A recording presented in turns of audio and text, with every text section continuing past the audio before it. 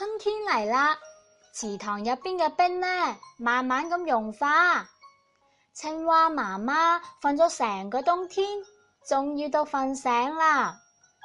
佢喺個泥窿入邊捐咗出嚟，冚一聲跳咗入個池塘入邊。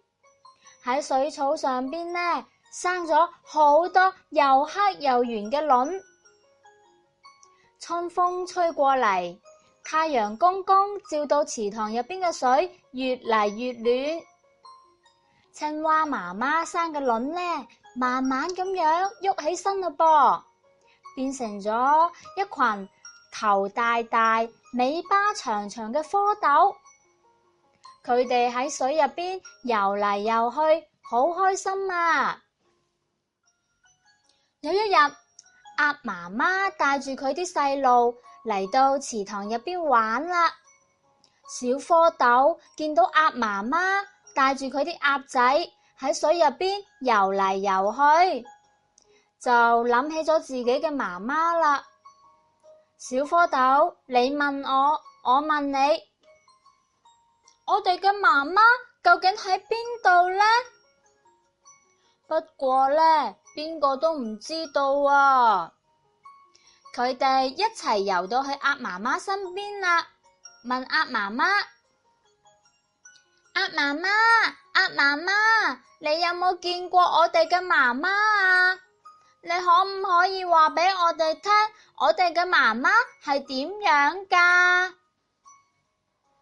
鴨媽媽聽咗就講啦：呱呱，見過，你哋嘅媽媽頭頂上邊有兩隻大眼睛，個嘴呢又闊又大㗎，你哋自己去揾啦，呱呱。多謝晒你呀，鴨媽媽。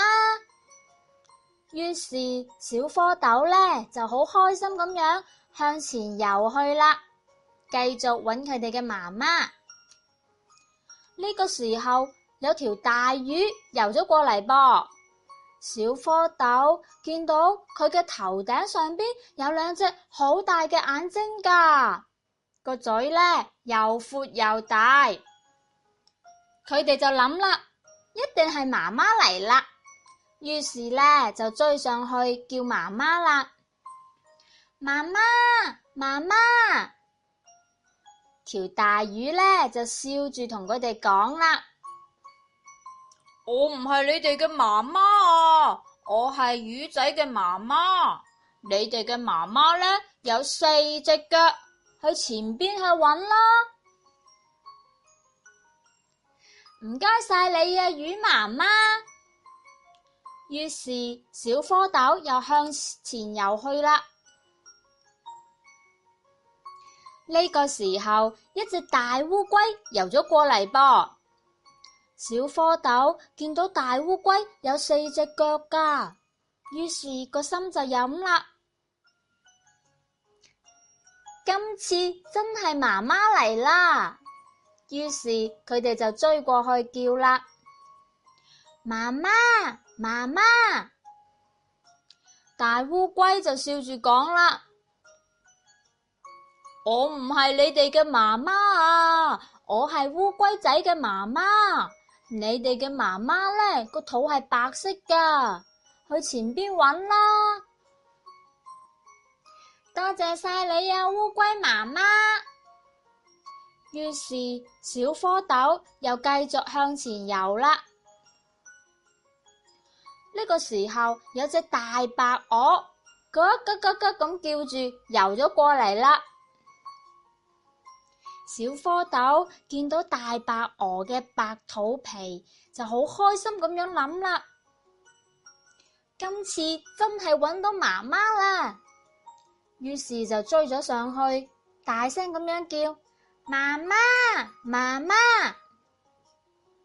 大白鵝笑住就講啦，小蝌蚪，你哋認錯咗啦，我唔係你哋嘅媽媽啊，我係鵝仔嘅媽媽。你哋嘅媽媽呢，着住綠色嘅衣服㗎，佢唱起歌呢就會呱呱咁樣㗎，你哋去前邊揾啦。多謝你呀，我媽媽。於是小蝌蚪又向前游，小蝌蚪游下游下，游到咗去池塘邊，見到有隻青蛙坐喺個圓荷葉上邊，呱呱呱咁樣喺度唱歌噃。佢哋好快咁樣就游咗過去啦，細聲咁問：請問你有冇見到我哋嘅媽媽啊？